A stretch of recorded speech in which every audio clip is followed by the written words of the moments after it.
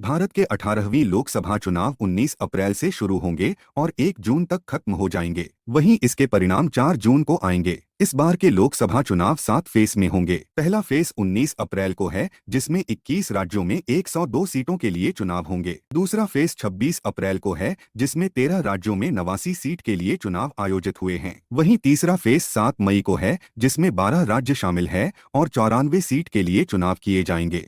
चौथा फेज 13 मई होगा, जिसमें 10 राज्य चुने गए हैं और इन राज्यों में 96 सीट के लिए चुनाव लड़े जाएंगे। पांचवा फेज 20 मई को होगा, जिसमें 8 राज्य चुने गए हैं और उन 8 राज्यों में 49 सीटों के लिए चुनाव होंगे। छठा फेज 25 मई को होगा, जिसमें 7 राज्य में 57 सीटों के लिए चुनाव किए जाएंगे। सातवां अंतिम फेज 1 जून को है, जिसमें 8 राज्य शामिल है और इन राज्यों में 57 सीट पर लोग मतदान करेंगे।